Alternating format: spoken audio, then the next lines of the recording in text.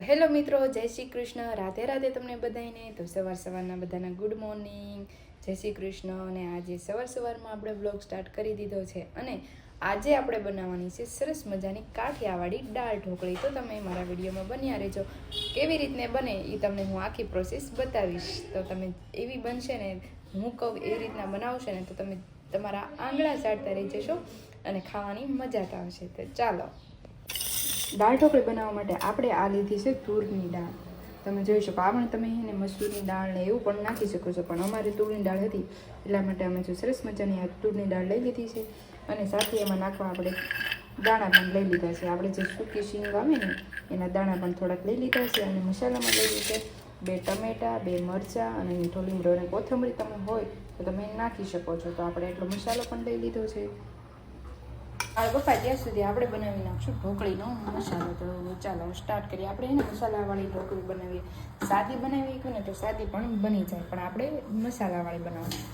Guys, તો ઢોકળી બનાવવા માટે આપણે સૌ પ્રથમ લઈશું પહેલાં કાચરોટમાં સ્વાદ અનુસાર મીઠું, પછી હળદર થોડીક સ્વાદ અનુસાર, પછી વઘાણી લઈશું આપણે થોડીક, બધું સ્વાદ અનુસાર. આપણે જેટલું ઓછું જેટલું હોય એટલું આપણે નાખી દેવાનું છે. અને આપણે નાખી દઈશું જેટલું આપણે તીખું ખાવું હોય એટલું આપણે મરચું નાખી દેવાનું છે. થોડું આપણે જે તમે કોરું નાખો તો કોરું, ને ભેળવેલું નાખીએ તો ભેળવેલું. એટલાનો મસાલો કરીને આપણે આમાં નાખી દેવાનું છે પાણી.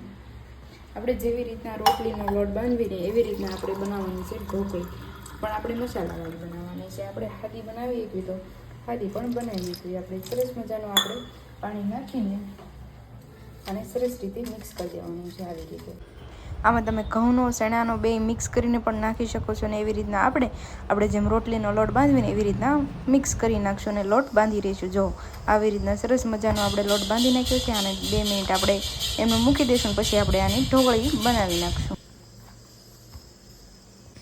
ગાઈસ, તો આપણે શું કહેવાય, દાળ બફાય ત્યાં સુધીમાં આપણે બધો મસાલો મોળીને તૈયાર કરી નાખીએ. તો ચાલો, આપણે દાળ વઘારા સીટી થાય ને 2 સીટી પાડી દેવાની છે દાળ બફાવવા માટે. 2 સીટી થાય ને એટલે પછી આપણે બનાવી નાખવાની છે, દાળ વઘારી નાખવાની છે. ત્યાં સુધી આપણે બનાવવાની ઢોકળીના લોટને આપણે ઢોકળી બનાવી નાખ્યા.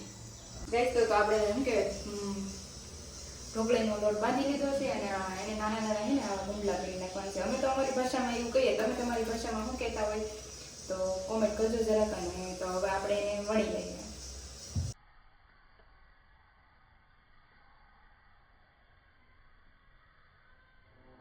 ગાઈસ, તો શું કહેવાય, આપણી રોટલી બનીને તૈયાર થઈ ગઈ છે. હવે આપણે એને કટ કરીને એક થાળીમાં નાખી દઈશું. આવી રીતના તમારે હે ને આપણે શક્કરપારાનો શેપ આપી દેવાનો. અલગ રીતે પણ આપણે ઢોકળી બનાવી એકવી, પણ આપણે ગુજરાતીમાં કાઠિયાવાડી સ્ટાઇલમાં આપણે આવી રીતના ઢોકળી બનાવીએ છીએ. તમે કેવી રીતના બનાવી જરાક કોમેન્ટ કરી દેજો. તો શું કહેવાય, આપણી જો સરસ મજાની ઢોકળી રેડી થઈ ગઈ છે. તો હવે આપણે અલગ ડીશમાં કાઢી લઈશું, કારણ કે છોટે નહીં એટલે જે આપણી દાળ બફાણી નથી એટલા માટે.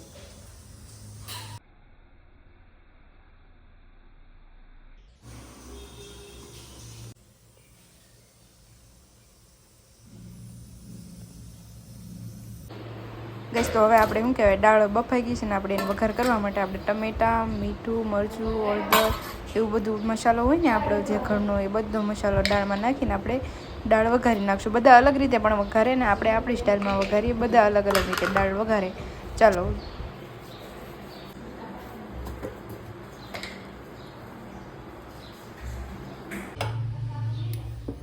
તો જુઓ ગાઈસ, આપણે દાળનો વઘાર કરી નાખ્યો છે. અને હવે શું કહે, ઢાંકણું ઢાંકીને પછી આપણે એને ઉકળવા દઈશું. ઉકળી જાય પછી આપણે જે ઢોકળી બનાવી હતી ને આપણી આ ઢોકળી બની જાય પછી આપણે એમાં નાખી દેવાની છે. જો દાળ પણ ઉકળી ગઈ છે ને હવે આપણે એક એક કરી નાખીને અને હલાવતા જશું, કારણ કે ઢોકળી સોટી ન જાય ને અંદર ને અંદર, એટલા માટે. તો દાળને ઉકળી ગઈ તો એમાં ઢોકળી નાખી દઈશું. તો ચાલો, તો આપણે બધી ઢોકળી નાખી દીધી છે ને સરસ મજાની. જો ઉકળી પણ ગઈ છે ને ઉકળે જ છે હજી પણ. વઘાર નાખીને જો મસ્ત મોઢામાં પાણી આવી ગયું. એવી ઢોકળી બની કે નહીં. તો ચાલો, આપણે બની ગઈ તો હવે હેઠે ઉતારી નાખીને સર્વ કરી નાખીએ. હા ગાઈસ, જો તમે મારી ડીશ જો ખાલી કેટલી મસ્ત ને આમ દેખાવમાં એટલી સરસ લાગે ને કે તમે વાત પૂછોમાં. બહુ એટલે બહુ મસ્તની ડીશ લાગે છે. તમારે ખાવી દાળ ઢોકળી તો આવી જાઓ અને હું ચાખી લઉં કેવી છે. વાવ! જોકે મેં બનાવી એટલે સારી રહી. તો બસ આજના દિવસ માટે એટલું જ. લાઈક, શેર અને સબસ્ક્રાઈબ કરવાનું ભૂલતા નહીં. બાય.